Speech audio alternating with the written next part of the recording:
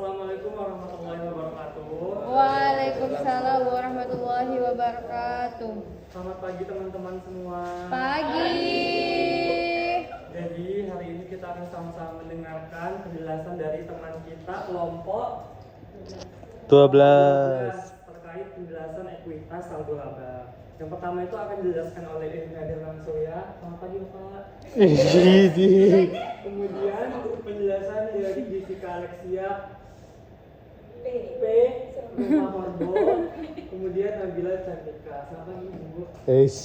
Mungkin bisa langsung saya dimulai dari penjelasan yang pertama dari Bapak Ilmadin. Untuk Bapak Ilmadin silahkan. Baik, terima kasih untuk Bapak Fadil. Selamat pagi teman-teman semua. Pagi.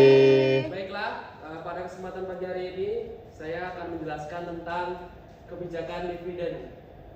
Apa itu kebijakan dividen? Kebijakan dividen adalah menentukan seberapa besar laba ditahan atau dibagikan sebagai dividen. Perusahaan harus menetapkan apakah laba yang dihasilkan akan dibagikan kepada pemegang saham atau disimpan untuk investasi dan pengembangan usaha. Kebijakan dividen dipengaruhi oleh profitabilitas, kebutuhan investasi, dan stabilitas keuangan. Jika perusahaan untung besar dan tidak memiliki kebutuhan investasi mendesak, maka kemungkinan akan membagikan dividen dengan jumlah yang cukup. Kemudian daripada itu, tujuan dari ini adalah untuk memberikan imbal hasil bagi pemegang saham tanpa mengganggu ekspansi usaha. Perusahaan berusaha menyeimbangkan antara memberi keuntungan kepada pemegang saham dan memastikan dana cukup untuk pertumbuhan jangka panjang. Mungkin sekian dari saya kembalikan ke moderator. Baik, terima kasih penjelasannya untuk Bapak Surya terkait kebijakan dividen. Selanjutnya kita akan membahas terkait bentuk dividen yang akan dijelaskan oleh Jessica. Pak Jessica dipersilakan. Selanjutnya ada bentuk dividen. Yang pertama adalah dividen tunai.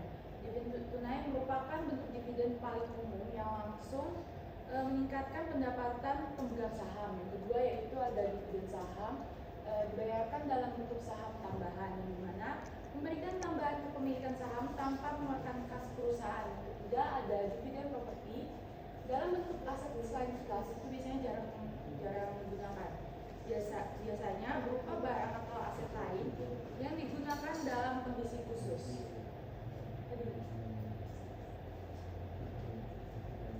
Selanjutnya ada pemecah saham. Yang pertama ada memecah nilai nominal saham menjadi lebih kecil, yang dimana contohnya itu satu saham seharga 10.000 dipecah menjadi dua saham menjadi dia 5.000.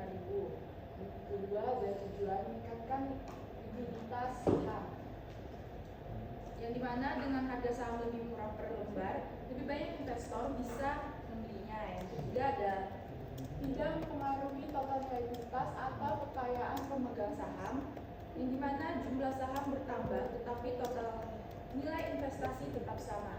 Selanjutnya saya serahkan ke Bunda.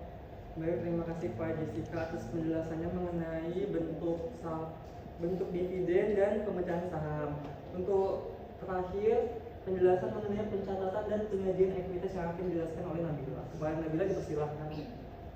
Baik teman-teman, untuk pencatatan dan penyajian ekuitas, yang pertama yaitu saldo laba dicatat dalam laporan perubahan ekuitas, di mana menunjukkan perubahan jumlah laba ditahan dari waktu ke waktu. Kemudian, dividen yang diumumkan dicatat sebagai kewajiban. Begitu diumumkan, dividen menjadi utang yang harus dibayar kepada pemegang saham. Selanjutnya disajikan dalam neraca sebagai bagian dari ekuitas. Saldo laba itu termasuk dalam total ekuitas yang dimiliki oleh perusahaan. Dan yang terakhir ada transparansi penting untuk memangku kepentingan, yang informasi ini penting bagi investor, kreditur, dan pihak terkait lainnya. Selanjutnya saya serahkan kepada moderator. Baik, terima kasih kepada para presentator atas penjelasannya. Selanjutnya sesi tanya jawab. Untuk kelompok 8. Dipersilahkan. Saya. Ya. bisa ini ke bentuk dividen. Nah, di bentuk dividen ini kan ada 3 kan. Ada dividen tunai, dividen saham, dividen properti. Menurut kalian dari ketiga dividen ini mana yang lebih efektif untuk diberikan kepada si investor tersebut?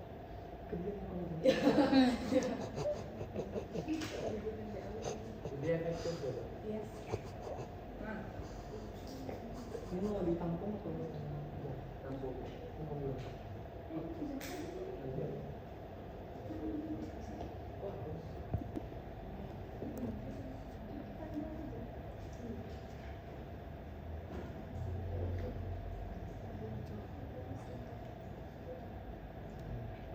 untuk pertanyaan dulu tadi kan menurut kalian mana yang lebih efektif untuk diberikan kepada investor lebih efektif kan? Yaitu dividen tunai yang paling efektif secara umumnya karena praktis, liquid dan langsung memberikan nilai nyata ke investor. Menurut kalian apa sih dampak ketiga dividen itu terhadap laporan keuangan?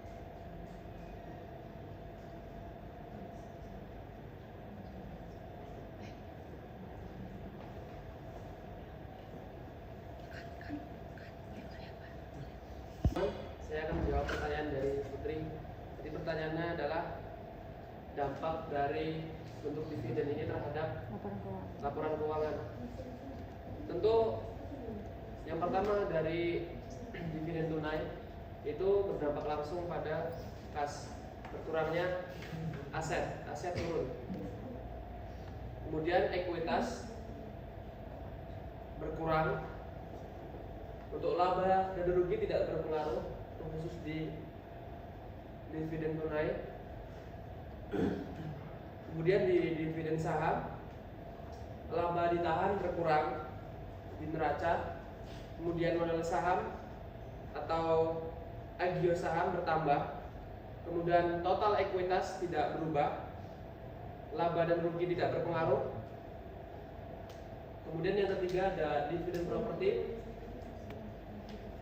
Di neraca aset non kas berkurang, laba ditahan berkurang, bisa timbul keuntungan atau kerugian jika nilai wajar atau nilai buku. Laba rugi jika nilai properti itu naik atau turun dari nilai bukunya, akan ada gain atau loss yang dilaporkan. Itu saja. Pemecahan saham mempengaruhi nilai nominal saham dan total nilai ekuitas. Lain Nabila. Lain Nabila yang silakan.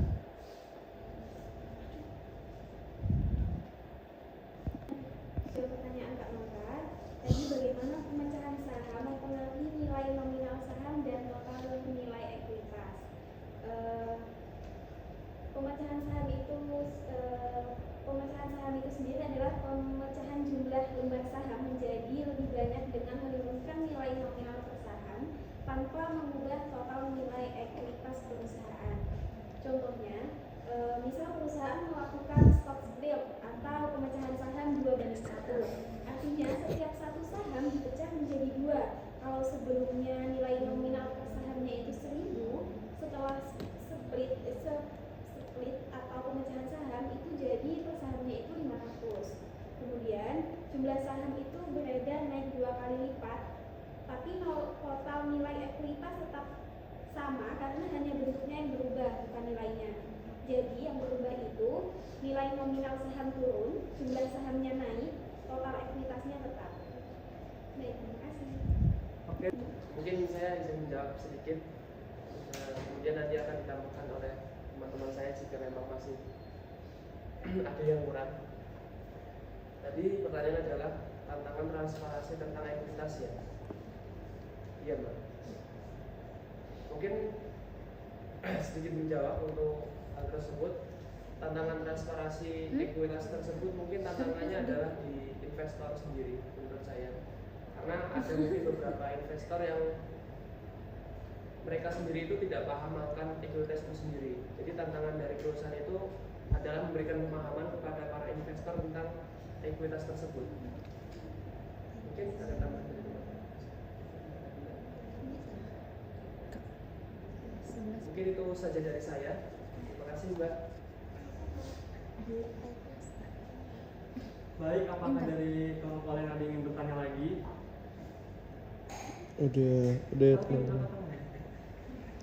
Udah. Oke.